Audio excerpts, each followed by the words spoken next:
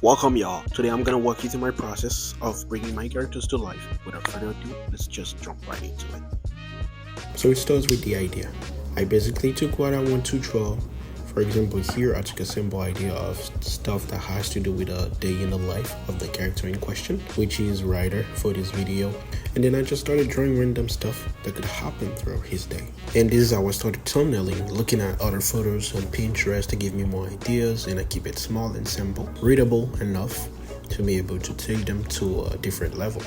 And once I find something that I like, for example this, I just took it from Procreate because I also wanted to start painting on Clip Studio. So I took that picture and I dropped it on Clip Studio, which is where we're gonna start painting. So the first thing what I did was establishing the color because I wanted to have the vibe of blue against orange. So I tried to make everything that is the more prominent into the orange red kind of scheme, because this character color scheme is mainly navy blue, so I wanted to have some kind of contrast like that. At first I wanted to have this character looking at the food on the counter, but before when I was sketching, I wanted to have him buying some food, simple. But then I had the idea of him checking out the food on the counter because it looks weird. That was my idea, and that there would be a lot of people behind him waiting, which is why I started drawing these small characters.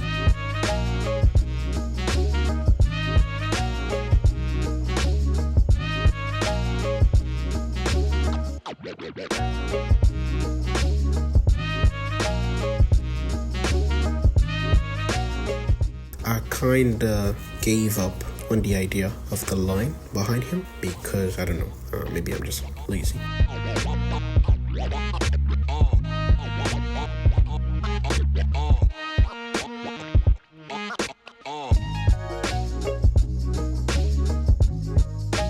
The buildings are kind of complicated, so I just try to keep it simple with some shapes and just leave it there as it is.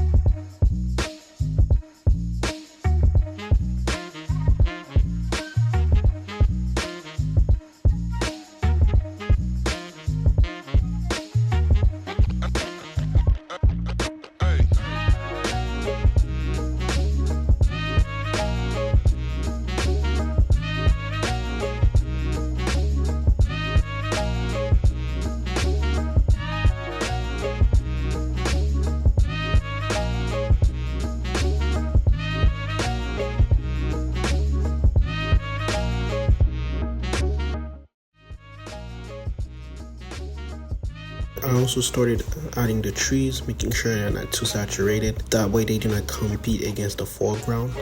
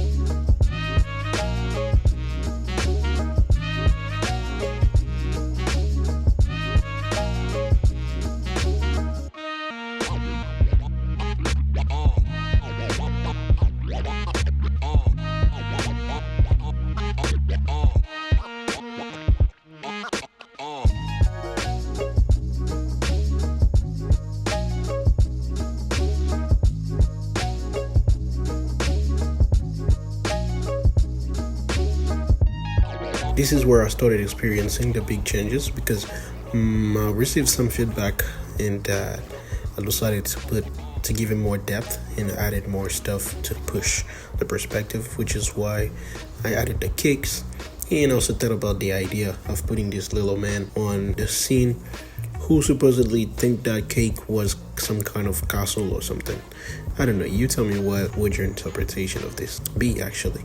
So yeah, I started adding the cakes, looking for a lot of cake pictures on Pinterest, and this is where I had to struggle with metal. I'm telling you, rendering metal is the hardest thing ever. But yeah, I tried to get one done and copied and pasted to the other ones. That way I could have some kind of base to work and tweak it a little bit. So yeah. Yeah, in the front row, kicking back old school tracks like damn. Can't get enough of this more like I don't even know where I am. And from that point on, it's mainly just painting, adding details, fixing stuff, and I had to paint the little man, making them looking nicely rendered, and also I added a correction layer for some color correction. I'm not that comfortable in Clip Studio. Normally I would just jump on the curves in Procreate and then tweak it a little bit, but I struggle a little bit with Clip Studio, which is okay because we're learning. After that, it's just a little bit of noise on top, adding the lights. From that point on, it was mostly it's just about patience for this part. So I'll let you enjoy the rest of it, and I'll see you guys in the next one. Yeah, in the front row, kicking back old school tracks like damn. Can't get enough of this more like I don't even know where I am. Ooh, baby, get hyped to the beat, let's go, cause this is our jam. This is our jam. Yeah, in the front row, kicking back old school tracks like damn. Can't get enough of this more like I don't even know where I am. Ooh, baby, get hyped to the beat, let's zone, cause this is our jam. This is our jam. When I reminisce over you, my lordy, rest to make way for my newfound shorty. Checking the mic for ligaments while I reckon. Same time came out the womb while recording.